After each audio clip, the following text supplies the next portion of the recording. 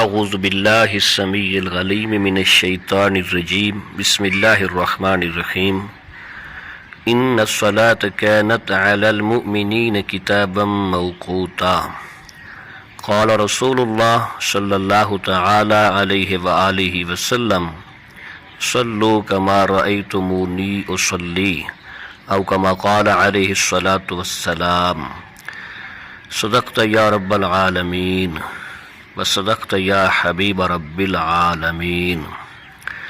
سامعین، نماز فرض ہے اور ارکان اسلام میں سے اہم رکن ہے، عظیم رکن ہے۔ نماز کی اہمیت کا اندازہ اس بات سے لگایا جا سکتا ہے کہ نبی کریم صلی اللہ تعالی علیہ وآلہ واصحابہ وسلم نے ارشاد فرمایا، الصلاۃ قرۃ عینی، نماز میری آنکھوں کی ٹھنڈک ہے، یا یوں فرمایا کہ قرۃ عینی فی الصلاۃ، میری آنکھوں کی ٹھنڈک نماز میں ہے۔ جو چاہتا ہے کہ میں نبی کریم صلی اللہ تعالی علیہ وآلہ وسلم آپ کی آنکھوں کی ٹھنڈک کا سامان مہیا کروں، وہ نماز پڑھا کریں۔ اور اگر کسی نمازی کے نماز پڑھنے کی وجہ سے، سجدے کرنے کی وجہ سے رسول اللہ صلی اللہ تعالی علیہ وآلہ واصحابہ وسلم آپ کی آنکھیں ٹھنڈی ہوتی ہیں تو وہ شخص خوش قسمت ہے۔ بہرحال نبی کریم صلی اللہ تعالی علیہ وآلہ وسلم آپ نے یہ بھی فرمایا کہ اس طرح نماز پڑھو جس طرح مجھے نماز پڑھتے ہوئے دیکھا ہے۔ ہم اپنی مرضی سے، اپنے طریقے سے اللہ کی عبادت نہیں کر سکتے۔ جتنا ہم مرضی عقل مندی اختیار کریں، آپ صلی اللہ علیہ وآلہ وسلم کے طریقے کے مطابق ہم نماز پڑھیں گے، عبادت کریں گے، وہ قابل قبول ہوگی۔ اس مختصر سے کلپ میں ایک اہم چیز وہ یہ ہے کہ جب ہم نماز پڑھتے ہیں تو بعض ایسی غلطیاں کرتے ہیں جن کی طرف ہمارا دھیان بھی نہیں جاتا، توجہ بھی نہیں جاتی۔ ان میں سے ایک یہ ہے کہ جب ہم رکوع کرنے جاتے ہیں تو اس وقت یہ ہو سکتا ہے کہ ہم جو تکبیر انتقالیہ ہے، یعنی اللہ اکبر جو ہم کہتے ہیں، تو اس کو جب رکوع شروع کرتے ہیں تو وہ تکبیر بھی ساتھ پڑھنا شروع کی جاتی ہے، یعنی اللہ اکبر۔ اس بات کا دھیان رہے کہ رکوع میں جب ہم پہنچ جاتے ہیں تو اس وقت اس تکبیر کا کوئی حصہ ادا نہ ہو، رکوع میں پہنچنے سے تھوڑی دیر پہلے تک ہماری تکبیر یعنی اللہ اکبر مکمل ہو جائے۔ اسی طرح رکوع سے فارغ ہوتے ہیں،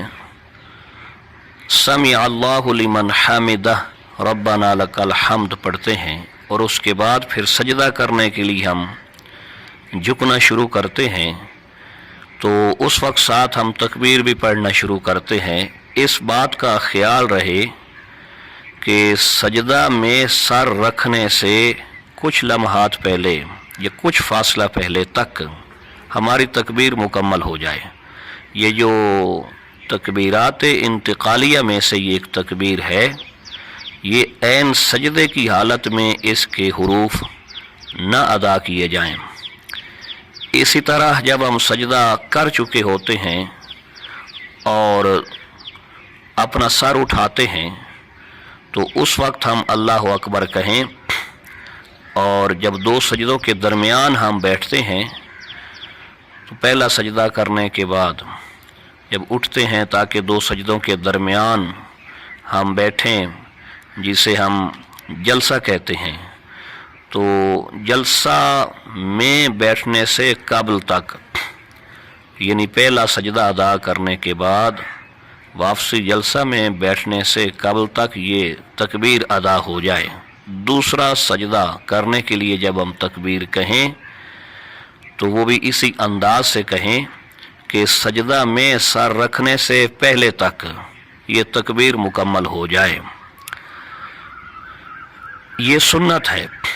یعنی یہ جو دو تین باتیں میں نے عرض کی ہیں یہ عالمگیری وغیرہ میں شامی وغیرہ میں یہ لکھا ہے، اس کی ترکیب بیان کی ہے علماء نے فقہا نے، اور یہ سنت ہے۔ اگر اس سے ہٹ کے ہم یہ ادائیگی کریں گے تکبیرات انتقالیہ کی تو یہ خلاف سنت ہو جائے گا۔ دیکھیں نماز میں جو کچھ بھی ہے اس کا ایک محل ہے، اس کا ایک موقع ہے اور اس کا ایک وقت ہے، اس سے ہٹ کے ہم نہیں ادا کر سکتے۔ مثلا ہم سجدہ کرنے کے لیے جا رہے ہیں تو جب سجدے میں سر رکھیں تو اللہ اکبر کے کچھ حروف وہاں عین سجدے میں سر رکھنے کی حالت میں ادا کریں تو یہ اللہ اکبر کہنے کا موقع نہیں ہے، اب یہ سبحان ربی الاعلیٰ پڑھنے کا موقع ہے۔ تو سبحان ربی الاعلیٰ اس کی بجائے ابھی تک ہم اللہ اکبر کے حروف سجدہ میں ادا کریں گے تو یہ سنت کے خلاف ہوگا۔ اب ہم دھیان کریں کہ ہم ہر نماز کی ہر رکعت میں یہ کہیں جلدی میں ہم ایسا تو نہیں کر رہے جس سے ہماری نماز خلاف سنت ادا ہو رہی ہو اور اس سے نماز میں کراہت آ رہی ہو، نماز مکروہ ہو رہی ہو۔ تو اگر ایسا ہے تو ابھی سے آج سے ہی اپنی نماز ہم درست کریں، اور اس کے درست کرنے کا طریقہ بھی میں عرض کر دوں۔ عام طور پہ ہماری جو بدنی حرکت ہے وہ تیز ہوتی ہے، یعنی ہم سجدہ کرنے کے لیے جا رہے ہیں، فار ایگزامپل یہ دو تین جو مقامات میں نے مواقع بیان کیے ہیں اس میں سے ایک موقع کی اس طرح وضاحت عرض کروں کہ جب ہم سجدہ کرنے کے لیے جا رہے ہیں، یہ سمع اللہ لمن حمدہ ربنا لک الحمد ہم نے پڑھ لیا اور اس کے بعد ہم سجدہ ریزی کے لیے جا رہے ہیں، تو ہوتا یہ ہے کہ ہم نماز پڑھنے میں تیزی کرتے ہیں اور ہماری زبان اس تیزی کا ساتھ نہیں دے رہی ہوتی۔ ہماری بدنی حرکت یعنی سجدے میں آنا جانا، رکوع سجود میں آنا جانا وہ اتنا تیز ہوتا ہے کہ زبان ہماری پیچھے رہ جاتی ہے، یعنی یوں ہی ہم نے سمع اللہ لمن حمدہ ربنا لک الحمد وہ ہم اس سکون سے ادا نہیں کرتے کہ ہمارا اگلا جو ہے تکبیر کا وقت وہ اپنے پراپر جگہ پہ اپنے صحیح جگہ پہ ادا ہو سکے، تو ہم جلدی کرتے ہیں اور جلدی سے سجدہ میں جاتے ہیں۔ یا اس موقع کی ایک مثال دے رہا ہوں، ویسے بالعموم ہم ایسا کرتے ہیں۔ تو سجدہ میں جب ہم جلدی جاتے ہیں ہماری زبان پیچھے رہ جاتی ہے، یعنی ادھر ہمارا ماتھا ہماری ناک وہ تو سجدہ میں پہنچ جاتی ہے لیکن ابھی تک جو ہماری زبان ہے وہ تکبیر مکمل طور پہ ادا نہیں کر سکی، ہم سجدے میں پہنچ گئے۔ تو یوں ہماری جو تیزی ہے